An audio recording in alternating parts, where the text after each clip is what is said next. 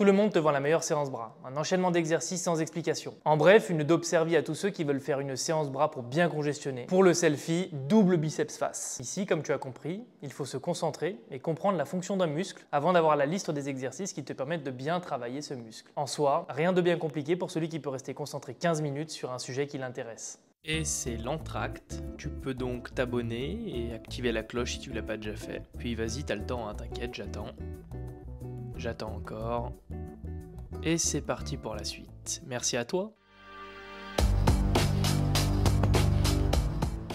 Je vais te parler technique, mais ne prends pas peur, parce que j'ai plein de schémas pour que tu comprennes tout. En gros, ce que je veux à la fin de cette vidéo, c'est que tu aies compris la fonction du muscle et quels exercices vont te permettre de travailler la globalité de ce muscle de la vidéo. Comme tu l'as sûrement vu dans le titre, on va parler du biceps. Ce muscle qui peut effrayer quand il vient se contracter tellement il prend de la hauteur. J'ai pour habitude de dire qu'on n'a jamais assez de bras. Pour commencer les hostilités, je vais donc te parler d'anatomie et de biomécanique. Et je vais donc te présenter le biceps, le brachial et le brachioradial. On va commencer avec le biceps. Donc il est composé de deux portions, la portion longue et la portion courte. Ça c'est la base. Les deux portions du biceps ont une insertion commune sur ton radius, l'os de ton avant-bras. La portion longue et la portion courte se rejoignent par un tendon commun et s'insèrent sur la tubérosité radiale. Pour faire plus simple et pour que tu te casses pas la tête, tu as juste à retenir que ton biceps il va s'insérer sur ton avant-bras, sur le radius. Ils ont en revanche une origine qui va être différente et c'est ce qui va expliquer notamment la différence dans le travail de ces deux portions. La portion longue a donc comme origine le tubercule supraglénoïdal de la scapula et la portion courte le processus coracoïde de la scapula. J'ai bientôt fini avec l'anatomie, accroche-toi, c'est super important pour que tu comprennes pourquoi tu devras faire tel ou tel exercice pour bien stimuler ton biceps, ton brachial et ton brachioradial. Ces origines différentes vont donc favoriser l'activation d'une portion ou d'une autre dans certaines positions. Le biceps est biarticulaire, ça veut dire qu'il traverse deux articulations, l'articulation du coude et l'articulation de l'épaule. Il a donc des actions sur ces deux dernières. Comme il est biarticulaire, il va également être sujet au rapport de tension-longueur. Sur certains exercices, le biceps va pouvoir rester dans une position ni trop étirée ni trop contractée, ce qui lui permet d'être dans une position où il peut générer un maximum de force et on a le moins de risque de blessure. En effet, nos muscles sont les plus faibles dans les positions les plus étirées et les plus contractées. Dans les muscles qui constituent la face antérieure de ton numérus, tu vas également retrouver le brachial. C'est un muscle qui a un seul faisceau et qui est monoarticulaire. Il ne traverse que l'articulation du coude. Il n'agira donc que sur cette articulation et apportera des fonctions de mouvement que sur cette articulation-là. Il a pour origine l'humérus sur sa moitié distale antérieure et s'insère sur l'avant-bras et plus précisément sur le haut de l'ulna, sur la tubérosité ulnaire et la surface antérieure du processus coronoïde. Ouille.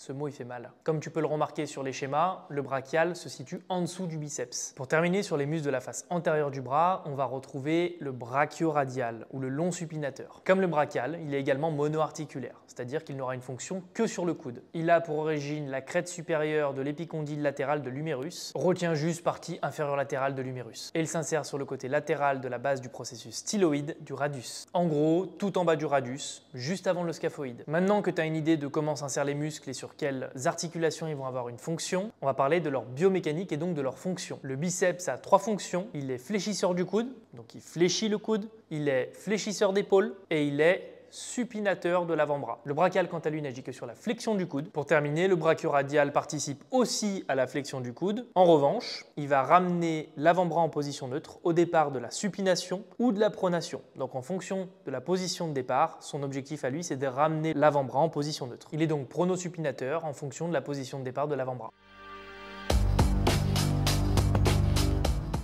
Tu sais donc maintenant nommer les muscles, les situer à peu près, leurs fonctions, leurs insertions, leurs origines. Et maintenant, j'aimerais juste te présenter les différentes morphologies de bras que tu peux retrouver le plus communément dans la musculation. Le premier de la liste, et les plus désavantagés, les bras longs et les muscles courts. Bon courage pour avoir des bras. Blague à part, tu vas être désavantagé sur tous les exercices de tirage, de poussée, de flexion et d'extension du coude. Mais tu vas te débrouiller pour remplir ces espaces qui sont longs en travaillant plus que les autres et en progressant et en allant à ton rythme. Mais c'est possible, hein, tu peux quand même avoir de très bons bras, même avec une morphologie désavantagée. Comme je te l'ai dit plusieurs fois sur mes vidéos d'avant, la morpho-anatomie c'est bien, mais ça ne doit pas t'empêcher ou te décourager pour travailler et obtenir des résultats. Pour compenser cette morphologie désavantageuse, ce que tu vas devoir faire, c'est travailler tes muscles de l'avant-bras, ton long supinateur et ton brachial, plus que les autres, donc avec beaucoup d'exercices en marteau, beaucoup d'exercices de grippe, de préhension, parce qu'en fait, ce qui se passe, c'est qu'avec un numérus long et un biceps court, et ben en fait, tu as un espace qui est assez long, assez grand en fait à combler entre la fin de ton biceps et le début de ton avant-bras.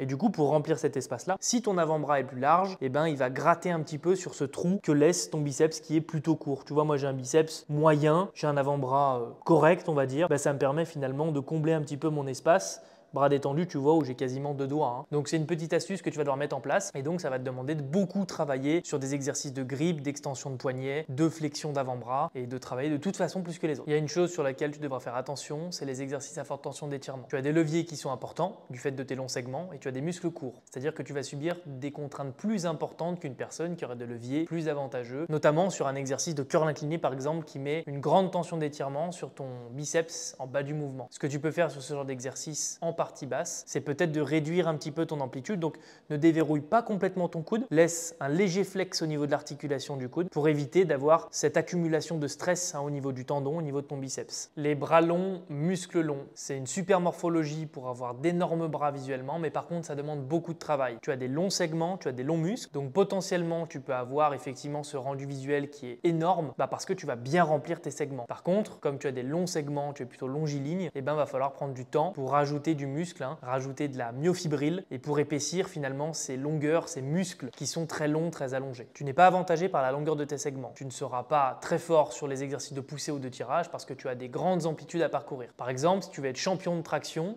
tu vas devoir bosser un peu plus qu'un mec qui va être court. C'est logique. En revanche, si tu n'as pas cet objectif de performance en traction, tu es plutôt chanceux parce qu'une fois que tu auras acquis la masse musculaire nécessaire pour remplir la longueur de tes segments, tu auras un rendu visuel qui sera exceptionnel. Bras courts, muscles courts. Tu as des leviers intéressants, mais tu as des muscles plutôt courts. Cela va te permettre d'être performant sur les exercices de poussée ou de tirage et d'avoir un rendu visuel plutôt sympa parce que même si tu as des muscles assez courts, donc un biceps assez court, finalement tu as un humérus qui va être court, donc le rendu de l'un sur l'autre ne sera pas non plus dégueulasse. Pour les muscles courts, je te conseillerais toujours de toute façon de faire attention sur tes amplitudes de mouvement, notamment sur les exercices à forte tension d'étirement. Donc là, tu vas retrouver la petite consigne de sécurité sur le curl incliné, au même titre que le bras long, muscle court, si ce n'est qu'il a des leviers plus grands, donc il aura encore plus de contraintes que toi, mais fais quand même attention sur ces étirements complets en bas des mouvements à forte tension d'étirement pour ton biceps. Pour terminer, on finit avec ceux qui vont être le plus avantagés pour avoir un visuel de bras énorme, c'est les bras courts, muscles longs. Tu devrais normalement facilement remplir tes segments parce que tu as des segments qui sont courts et des muscles qui sont longs, donc visuellement ça va vite rendre quelque chose. Je te conseille en général de pas trop les bosser parce que ça pourrait desservir ta ligne, c'est-à-dire que tu peux rapidement avoir un visuel de bras énorme qui peut cacher un petit peu tout le reste. Les exercices polyarticulaires de traction ou de dips ou encore de développé couché ou de tirage horizontaux peuvent potentiellement suffire pour remplir tes biceps ou tes triceps. Tout ça c'est bien beau, mais n'oublie pas que tous les corps existent dans la nature. En gros, ce que je veux te dire, c'est que la morpho-anatomie c'est top, mais il faut pas que ça soit une excuse et au contraire, il faut juste que tu viennes prendre l'information la plus importante qui est le risque de blessure en lien avec la longueur de tes segments ou la longueur de tes muscles. Le plus important, c'est de choisir les bons exercices, c'est de progresser dessus au long terme, que tu sois long, court, muscle court, muscle long, peu importe, tu fais ton exercice, tu l'exécutes correctement en fonction de ton anatomie et de ta morphologie, tout devrait bien se passer si tu es progressif et que tu prends le temps.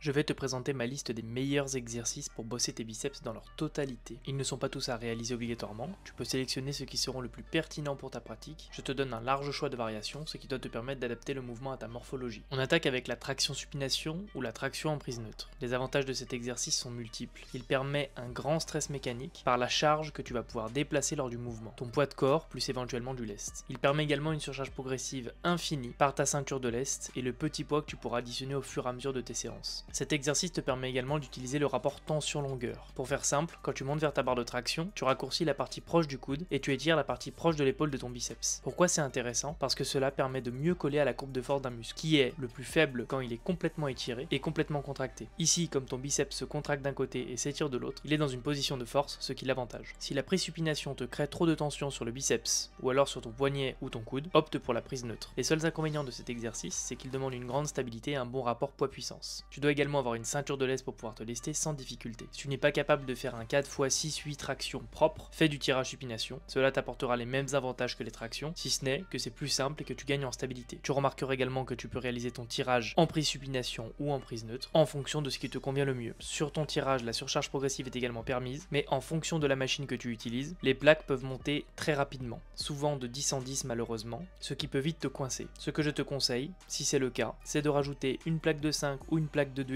sur la goupille avant d'insérer cette dernière dans les plaques. Ou alors, de rajouter une petite haltère sur les plaques si cela est possible. Pour le détail technique de ces exercices, essaye de garder une trajectoire la plus verticale possible et en essayant de maximiser la flexion du coude. Ton biceps est fléchisseur du coude si je dois te le rappeler. Donc si tu me fais un tirage avec un angle de coude inférieur à 45 degrés en fin de mouvement, tu n'as pas complètement contracté ton biceps sur sa partie proche de ton coude. Tu perds donc beaucoup de recrutement au niveau du biceps. Le curl incliné aux haltères est un super bon exercice pour plusieurs raisons. Il permet déjà une grande stabilité. Tu peux surcharger dessus plus ou moins progressivement si tu es en salle de sport avec des haltères qui vont monter de 2 en 2 kg. Ou alors si tu es chez toi et que tu as des haltères Décathlon par exemple, et tu pourras monter de 1 kg par 1 kg, ce qui est une meilleure option pour surcharger progressivement. Il va permettre de légèrement accentuer le travail sur la portion longue du biceps car elle est plus étirée dans cette position, mais la portion courte est également grandement étirée. C'est un exercice à forte tension d'étirement sur lequel la triche sera donc limitée. Je te conseille de positionner ton banc entre 75 degrés et 45 degrés grand maximum. L'idée c'est de garder l'humérus perpendiculaire au sol et à l'arrière du tronc pendant tout le mouvement. Donc si tu es raide et ou que tu as un biceps court, conserve un banc plutôt droit, ça t'évitera de récupérer des tensions sur ton biceps. Évite bien évidemment le balancier pour éviter de compenser. Pour terminer en position basse, si tu veux encore augmenter l'étirement de ton biceps, tu peux revenir en position neutre ou en semi-pronation si ta mobilité te le permet bien évidemment. Plus tu déclineras ton banc, plus tu augmenteras l'étirement de ton biceps. Mais fais attention à ne pas trop décliner ton banc au risque de créer un trop grand étirement et de risquer une blessure. Tu remarqueras également que je joue sur ma flexion ou extension au niveau thoracique pour augmenter ou réduire l'étirement de mon biceps. C'est une astuce que tu peux utiliser si tu es trop raide au niveau du biceps pour être dans une position de sécurité. L'autre variante que je te conseille, c'est le curl incliné à la poulie en unilatéral. Tu peux setup ça de différentes manières, mais dans la configuration avec le moins de matériel, c'est celle-ci. L'avantage si tu as accès à une poulie, c'est que tu vas pouvoir ajouter du poids plus progressivement en comparaison des haltères, en ajoutant sur la poulie des disques de 1 à 2,5 kg.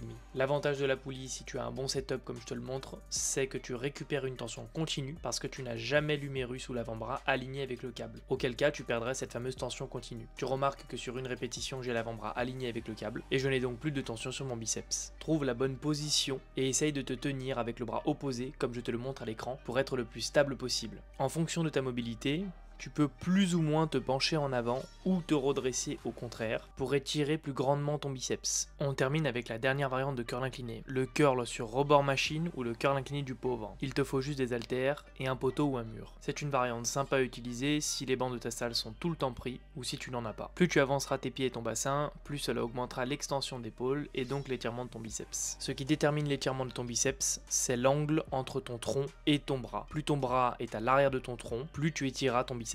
Et voici le curl marteau. Je te présente donc les 3 variantes pour maximiser la stabilité et varier un peu les tensions sur le mouvement. Le marteau sur banc à 75 degrés qui permet d'avoir l'humérus légèrement en arrière du corps et donc d'avoir un étirement et une contraction intéressante sur cette variante. Le marteau buste sur banc à 75 degrés ou 60 degrés qui place cette fois-ci l'humérus légèrement en avant du tronc et donc dans une position légèrement plus raccourcie. Comme tu peux le voir sur la vidéo, le banc amène une légère instabilité, mais en poussant un peu plus sur mes pieds et en me penchant un peu plus dessus, j'aurais pu corriger ce problème. Pour finir, la variante à la poulie basse avec corde. Une fois que tu t'es légèrement penché en arrière et que tu t'es légèrement reculé de la poulie, tu récupères une tension pas trop mauvaise, mais tu restes pas loin d'une tension similaire à celle d'un curl marteau halter, si ce n'est que la variante assis sur banc droit t'apporte plus de stabilité. Comme tu peux le constater dans cette position, le câble tend en bas et légèrement en avant. Il ne suit donc pas exactement la trajectoire de la gravité, qui tend uniquement vers le bas. La tension est donc légèrement modifiée par rapport à un marteau halter, et tu récupères donc une tension en position basse légèrement différente. En effet, tu peux constater que ton câble n'est pas aligné avec ton avant-bras une fois que le coude est détendu, en position basse du mouvement, ce qui induit que la charge a toujours une incidence sur l'articulation du coude dans cette position. Pour éviter toute triche, je te conseille de le travailler assis avec un banc vertical ou contre un poteau ou un mur. C'est un bon exercice pour mettre l'accent sur le brachial et le brachioradial parce que la prise neutre va placer ses muscles dans une position de force en désengageant la supination du bras permise par la contraction du biceps. Le brachial et le brachioradial vont donc se contracter davantage lors de la flexion du coude. Il permet de travailler assez lourd et sollicite grandement le grip et donc l'avant-bras. Pourquoi ce setup là pour le curl sur pupitre et non celui-ci? Le problème du curl sur pupitre Larry Scott à 45 degrés, c'est la tension merdique qu'apporte l'angle du dossier. Il permet d'obtenir une courbe de résistance bien pourrie avec une énorme tension d'étirement en position basse et une tension de contraction moyenne voire nulle en fonction de l'angle du dossier. Il est assez simple de comprendre que lorsque le poids est au-dessus de l'articulation du coude, la tension est nulle sur le biceps. Sur cet exercice, je te conseille de chercher à optimiser le mouvement en essayant d'avoir le poids toujours au moins légèrement en avant du coude, ce qui te permet de conserver une tension tout au long du mouvement. Le setup avec banc entre 90 et 75 degrés avec step pour te surélever si le banc est long te permet de reproduire cette tension. Sinon, tu peux utiliser, si tu as à disposition une machine machine pupitre Larry Scott à câble qui corrige ce défaut. Tu peux également utiliser le curl Arnold, mais assis pour être plus stable. Il permet de laisser l'humérus perpendiculaire au sol et de prendre appui sur la jambe pour supprimer la triche. Sur cette variante, la tension est un petit peu moins intéressante que sur le banc à 90 ou 75 degrés, car en partie basse, le poids se retrouve en dessous de l'articulation du coude et la tension est donc nulle à cet endroit-là. En revanche, la tension de contraction est plus forte. Pour finir, le curl spider sur banc 30 degrés avec halter te permet de retrouver cette position d'humérus verticale pour obtenir une bonne tension de contraction. En revanche, il est plus facile de tricher car le bras n'est pas appuyé sur le dossier et il peut avoir tendance à essayer de légèrement s'élever pour compenser un petit peu la faiblesse de ton biceps. Donc veille à bien conserver ton humérus perpendiculaire au sol.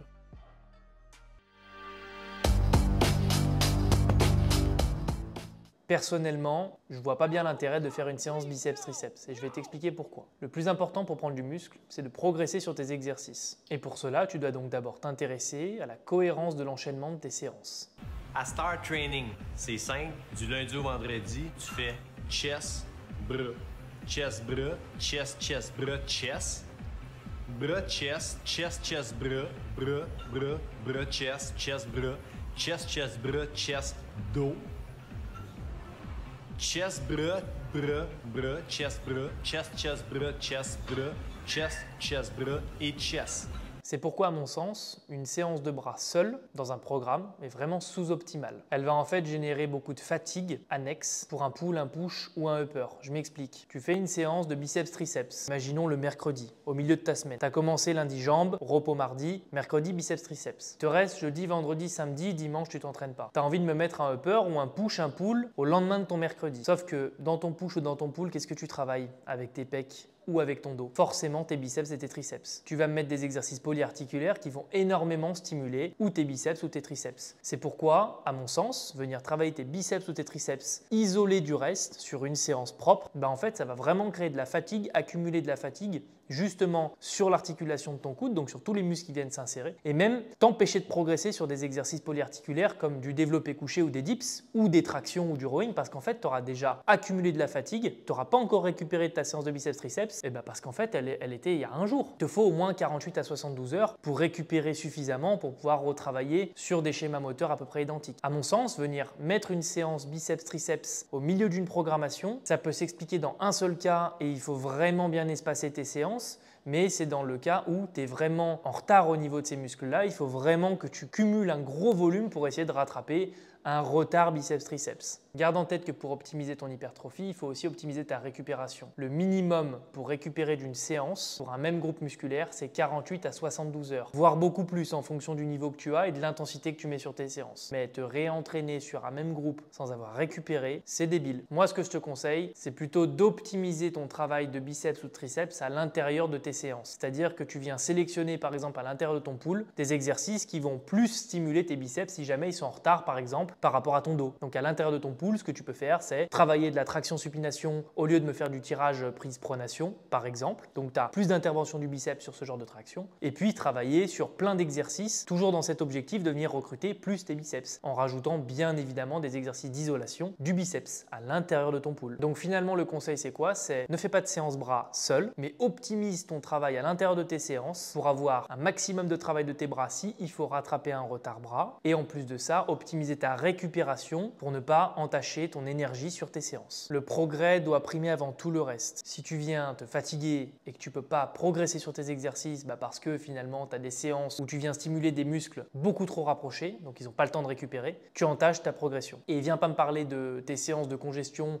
full bras ou biceps, triceps avec 5, 6, 7 exos de biceps, 5, 6, 7 exos de triceps pour avoir les bras les plus congestionnés possibles. On s'en fout complètement. Il n'y a aucune étude qui nous montre que cette congestion permet d'avoir un anabolisme musculaire le plus élevé possible. Donc arrête ton délire de congestion et progresse. Crois-moi qu'un mec qui fait des tractions supination en série de 10 à 40 kg, strict forme, il aura toujours plus de biceps qu'un mec qui fait du curl avec une barre à 20 kg en mode tempo, contraction, connexion cerveau-muscle. Là, on est d'accord, hein. T'as jamais vu un mec qui fait des tractions, je te dis lesté super lourd, sans bras, ça n'existe pas. La première partie traite de la fonction des muscles et c'est pas pour rien. Réfère-toi toujours à l'action que peut réaliser un muscle et tu comprendras beaucoup mieux l'intérêt de certains exercices. Je vais te donner une programmation cohérente, donc ça reste un exemple, mais cohérente dans le sens où tu veux optimiser ton travail de biceps à l'intérieur d'une programmation push, pull, leg, repos, on en est à jeudi, upper, lower. Et moi, l'exemple, je vais te le donner sur le pull pour les biceps et sur le upper. Comme je te l'ai expliqué plus haut, tu remarques qu'il est complètement possible d'optimiser ton travail de biceps à l'intérieur d'un pull ou d'un upper.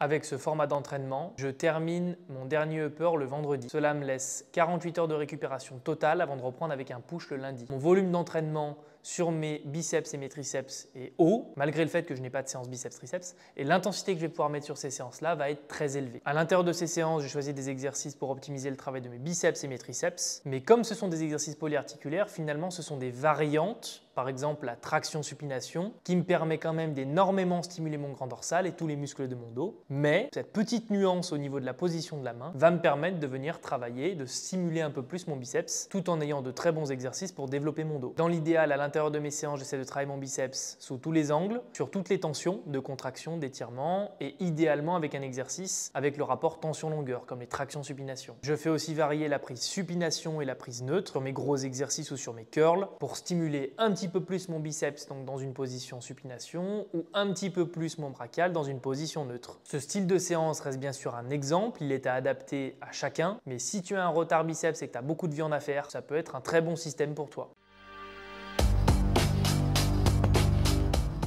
Maintenant que tu as une idée d'une séance, je vais un petit peu te dire pourquoi tu ne devrais pas travailler tes biceps. Comme je t'en ai parlé dans la partie morpho-anatomie, on retrouve les mecs qui sont avantagés, donc les bras courts et les muscles longs. En général, ce genre de mecs, ils vont avoir de grandes facilités à avoir des biceps qui ont un visuel très important, juste avec des exercices polyarticulaires, comme pour les tractions ou les rowing. Si tu es ce genre de personne et que tu rentres effectivement dans ce cas-là où tu as des gros bras très rapidement sans forcément trop les bosser, t'amuses pas trop à les travailler. Je te déconseille de rajouter trop de volume à tes biceps, tu fais beaucoup de traction. Donc tu fais du street lifting ou du street workout, tu vas déjà énormément stimuler l'articulation de ton coude avec énormément de tirage dans tous les axes, que ce soit à l'horizontale, à la verticale, avec des planches, des tractions, des muscle-up, etc. Avec autant de volume de tirage, normalement tes biceps sont énormément stimulés, mais à un tel point que l'inflammation autour de ton coude est jamais bien loin. Donc si tu viens rajouter du renforcement avec des curls, avec des tractions supination lestées en plus, si tu n'en fais déjà pas beaucoup, ou avec des isolations de ton biceps, il est possible que tu crées juste le volume en trop qui va faire que tu vas passer dans de l'inflammation et du coup tu pourras plus réaliser de tirage parce que ça te fera trop mal au niveau de l'insertion de ton biceps ou au niveau des muscles qui viennent s'insérer sur ton avant-bras. Le problème, c'est que si tu fais du street et que tu as cette faiblesse de ton bras, ce qui est possible, va quand même falloir que tu viennes renforcer cette articulation, ce coude ou ce biceps, et du coup va quand même falloir que tu fasses du renforcement. La complexité, c'est que il faut pas que tu en fasses trop ou alors que tu délestes un petit peu de volume de ton street et que tu en mettes un petit peu plus sur tes bras. Mais là, c'est vraiment un équilibre, il va falloir être intelligent dans la gestion du volume. Pour terminer, je te déconseille de bosser tes bras si tu souffres de pathologies inflammatoires. Le golf elbow, le tennis elbow, la tendinite du biceps, la tendinite du brachial, la tendinite du brachioradial ou encore les tendinites qui pourraient survenir sur tes avant-bras. Tu devrais en revanche comprendre ce qui crée cette inflammation, supprimer ce paramètre, créer un protocole de renforcement, de rééducation, renforcer la zone avec de l'isométrie, puis de l'excentrique et enfin la reprise des exercices avec un mouvement complet.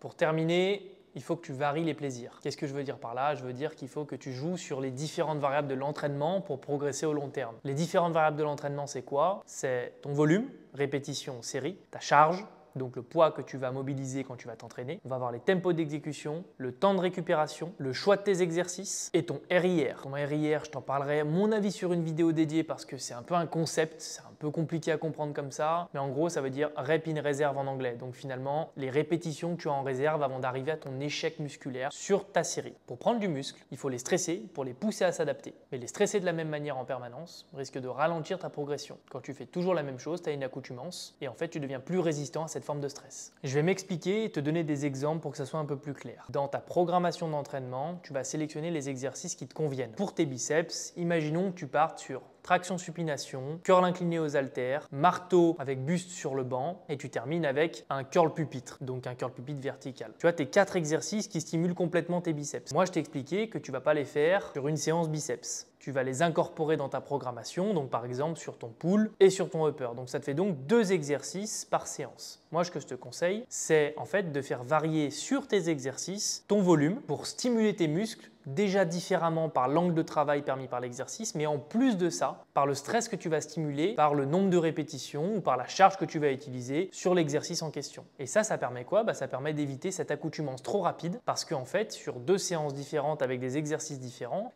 tu viens travailler s'adapter à des régimes de répétition avec des temps de travail qui sont complètement différents. Une programmation, c'est sur le long terme. Moi, en général, je programme sur 3 semaines de montée en charge ou en volume, 1 semaine de déload, donc où je baisse le volume par 2, je divise par 2, puis je repars sur un nouveau cycle de 4 semaines. Donc 3 semaines de montée, 1 semaine de descente. Sur tes 3 semaines, voire même sur plusieurs cycles d'affilée, tu ne modifies qu'une seule variable sur ton exercice. Et moi, ce que je te conseille, c'est bien de conserver l'évolution de cette variable le plus longtemps possible tant que ça progresse. Pourquoi changer quelque chose qui fonctionne? Ce que j'aime faire à l'intérieur de mes séances aussi, mais ça tu le verras dans les tableaux, c'est avoir une vraie différence en termes d'intensité et en termes de volume entre mes exercices qui travaillent les mêmes groupes musculaires. Par exemple, si je pars du principe que je travaille mes biceps sur l'exercice le plus complexe et le plus lourd en traction-supination, imaginons un 4x6 en semaine 1, et ben je vais essayer de travailler sur un mouvement d'isolation en série plus longue, comme par exemple avec le curl incliné, pour essayer de faire varier un petit peu les stress. Les exercices que je t'ai présentés plus haut sont les bons exercices pour stimuler complètement tes biceps. Encore une fois, si tu as besoin d'avoir ce volume important sur tes biceps. Si tu es avantagé et que tu n'as pas besoin de les bosser, oublie ce que je t'ai raconté bien évidemment. En revanche, tous ces exercices, il va falloir que tu les adaptes finalement à ta morphologie. Encore une fois, si tu as un biceps court ou alors que tu es très raide au niveau de l'insertion du coude ou alors de l'origine du biceps et que tu as mal quand tu fais certains exercices, adapte le travail. C'est pour ça que je t'ai montré plein de variantes. Typiquement,